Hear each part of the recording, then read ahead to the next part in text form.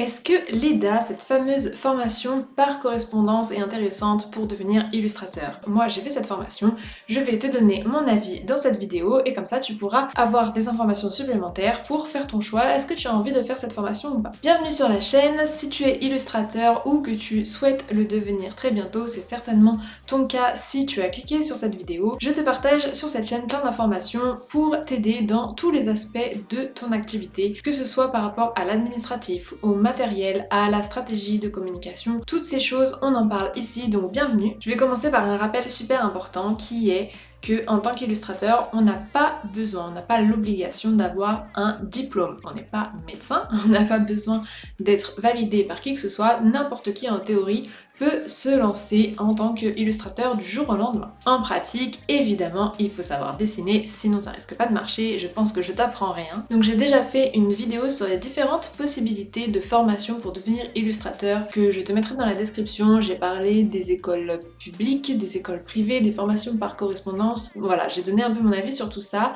Dans cette vidéo, on va plutôt faire un focus sur la formation par correspondance et surtout celle que moi j'ai faite, l'EDA. Alors déjà, pourquoi j'ai choisi l'EDA et pas une haute formation par correspondance ou une école privée ou publique? En fait, j'avais déjà fait 5 ans d'études et j'avais déjà un travail. Je pouvais pas me permettre de repartir dans 5 ans d'études et je pouvais pas me permettre non plus de quitter mon travail parce que j'ai un loyer à payer. Donc je me suis tournée vers une formation par correspondance pour pouvoir garder mon travail et apprendre un nouveau métier les soirs et les week-ends. Donc si tu ne me connais pas encore, tu vas vite voir que je suis plutôt du style à me donner les moyens quand je veux quelque chose.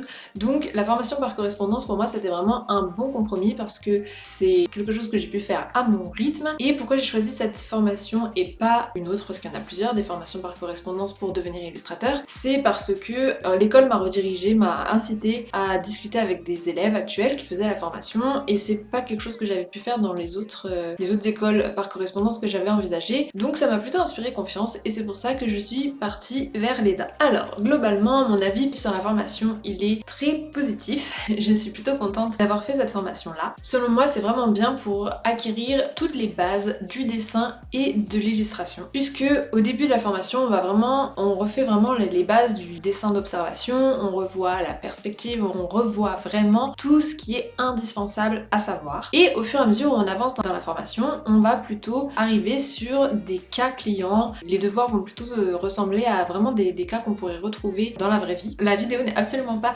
sponsorisée par l'EDA, hein, c'est mon ressenti le plus authentique que je partage dans cette vidéo. Donc les cours sont sous forme textuelle et tu as de temps en temps des vidéos, des tutoriels, notamment pour apprendre à appréhender les logiciels, donc le dessin sur Photoshop, Illustrator aussi peut-être, je crois. En tout cas Photoshop c'est sûr, puisque c'est quand même plutôt sur Photoshop qu'on dessine. Donc tu as des tutos vidéo de temps en temps et sinon tout le reste c'est au format textuel. Tout au long de la formation tu as des tas d'exercices pour t'entraîner et tu as aussi des devoirs à rendre et des évaluations en fin de... Il y a 4 phases en fait dans le cursus et du coup à chaque fin de phase tu as une évaluation et des projets un peu plus importants à la fin d'une phase pour vérifier si tu as bien compris tout ce que tu as vu dans cette phase-là. Alors je préfère te prévenir, si tu veux faire une formation par correspondance, que ce soit l'EDA, j'imagine que les autres c'est la même chose, il faut vraiment être autodiscipliné, il faut savoir se bouger soi-même puisqu'en fait il n'y a personne qui va venir te dire alors est-ce que tu as travaillé cette semaine, tu en es où, est-ce que tu as avancé le chapitre, etc.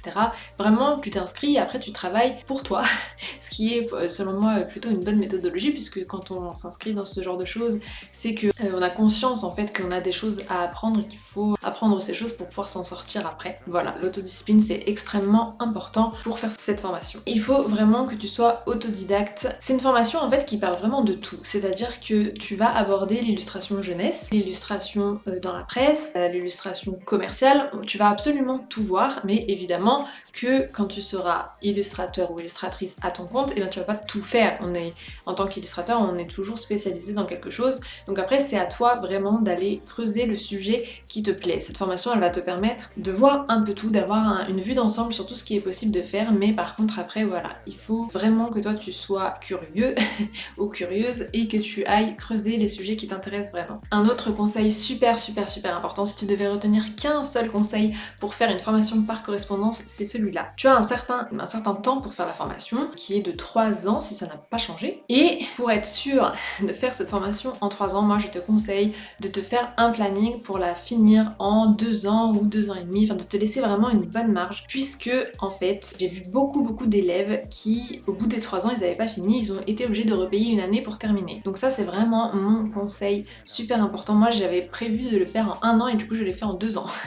Donc en fait voilà, il faut vraiment se laisser une bonne marge pour être sûr qu'au bout des 3 ans, tu aies fini la formation et tu aies la certification et que tu n'aies pas besoin voilà, de repayer une année. Maintenant, je vais te parler de, selon moi, les avantages et les inconvénients de cette formation. Avant ça, pense à mettre un j'aime sur cette vidéo, ça me permettra de voir que ce sujet t'intéresse. Alors, les avantages. Le premier avantage qui est, selon moi, vraiment primordial, c'est qu'il y a une équipe pédagogique qui est disponible par téléphone et par mail aussi, mais par téléphone c'est quand même super bien pour répondre à tes questions. Ça m'est arrivé moi d'avoir des questions et d'avoir une personne de l'équipe pédagogique qui m'appelle et qui passe 1 heure avec moi pour répondre à mes questions, donc ça c'est vraiment pas négligeable. C'est vraiment un gros point fort selon moi de cette formation. Deuxième avantage, c'est que tu as une flexibilité de ton emploi du temps, c'est-à-dire que si un mois, tu ne peux pas travailler pendant 1 mois parce que tu as par exemple un gros souci personnel ou que je sais pas moi, tu déménages et tu cherches un appartement, ça te prend toute ton énergie et tout ton temps libre et que pendant 1 mois tu peux pas avancer sur la formation, et ben c'est possible.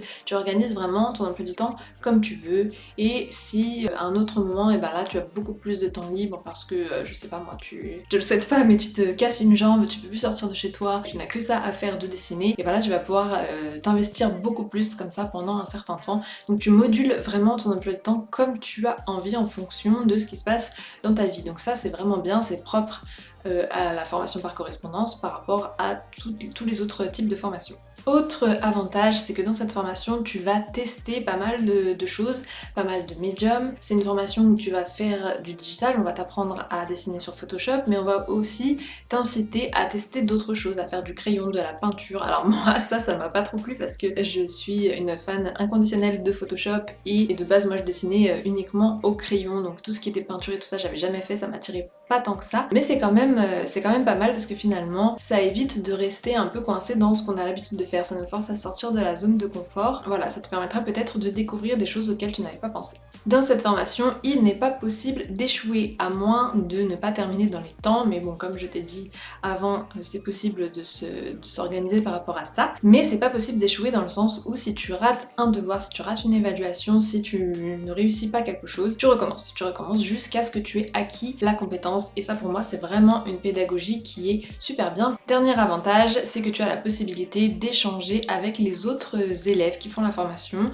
Donc moi quand j'ai fait la formation, il y avait un groupe Facebook, je pense qu'il existe toujours, peut-être qu'il y a d'autres canaux qui ont été créés depuis, mais ça c'est vraiment pas mal parce que tu peux voir, tu peux montrer tes travaux, tu peux recevoir des conseils voilà, des personnes qui sont un peu plus avancées dans la formation que toi, et tu peux voilà, de façon générale échanger avec d'autres futurs illustrateurs, ce qui est plutôt pas mal. Maintenant, puisqu'il faut bien en parler, il y a aussi des inconvénients à cette formation. Le premier inconvénient que je vois, c'est que la formation en tant que telle, ça reste une formation par correspondance, hein, c'est pas 5 ans d'études en école d'art, donc je pense que se contenter uniquement de ça, c'est être un peu optimiste et qu'il faut quand même vraiment soi-même beaucoup creuser. La formation peut te permettre de voir, ah bah ça vrai, ça me plaît de faire ça, et je vais aller creuser ce sujet, je vais aller peut-être chercher des informations ailleurs, mais surtout beaucoup pratiquer. C'est pas en simplement lisant les cours que tu vas devenir un illustrateur professionnel, il faut absolument s'entraîner, et ça, c'est pas propre à la formation par correspondance non plus, puisque pour savoir dessiner, il faut dessiner, mais c'est quelque chose que j'avais pas trop en tête au début, et c'est vrai que moi je me contentais un peu de faire les exercices, et puis c'est tout, et en fait je pense qu'il faut vraiment beaucoup s'investir dans la pratique, il n'y a pas de secret, c'est comme ça qu'on progresse, donc ça si je peux te donner un conseil, garde bien ça en tête. Autre inconvénient, c'est un peu frustrant, c'est quand on reçoit la correction d'un devoir, en fait il y y a d'un côté l'équipe pédagogique avec qui tu peux discuter et de l'autre côté les correcteurs de tes devoirs avec qui tu ne peux pas échanger. En fait, tu reçois la correction, donc tu as des annotations sur ton devoir, mais tu peux pas après, si tu as pas compris, aller discuter avec ces personnes. Si tu veux discuter avec quelqu'un, c'est l'équipe pédagogique. Donc ça, c'est un peu frustrant au début, mais finalement, moi, j'ai toujours eu les réponses que je voulais de la part de l'équipe pédagogique, donc c'est pas tant un frein que ça. Sache que tu peux dans tous les cas contacter l'équipe pédagogique. Dernière chose qui est selon moi le seul vrai inconvénient de cette formation, c'est le premier contact que tu as avec l'école et avec le service commercial qui est selon moi plutôt agressif. Donc je te conseille de ne pas te laisser, comment dire ça, de ne pas te laisser pressuriser parce que soi-disant il n'y a plus que 3 places de disponibles, etc. Tout ça, ne t'inquiète pas par rapport à ça. Si tu veux une place dans cette école, tu en auras une. Si tu peux essayer de discuter avec des élèves qui font actuellement la formation, ce sera un point de vue bien plus objectif que de l'aspect commercial de l'école. Voilà. Avant de conclure cette vidéo, j'ai quelque chose pour toi dans la description, c'est une newsletter qui est gratuite. Si tu t'inscris, tu recevras très régulièrement des conseils dédiés au métier d'illustration, donc si tu as prévu d'être illustrateur plus tard, ça va t'apporter plein d'informations très utiles par rapport à l'aspect administratif, la communication, ton positionnement, la stratégie, bref, on parle de tous les aspects dont tu as besoin pour être illustrateur, donc je mets ça dans la description, n'hésite pas à nous rejoindre. J'ai aussi la vidéo qui s'affiche si tu veux découvrir les autres possibilités de formation pour devenir illustrateur. N'hésite pas non plus à aller voir sur ma chaîne, j'ai plein de choses qui peuvent t'intéresser là-bas, et moi je te dis à jeudi prochain.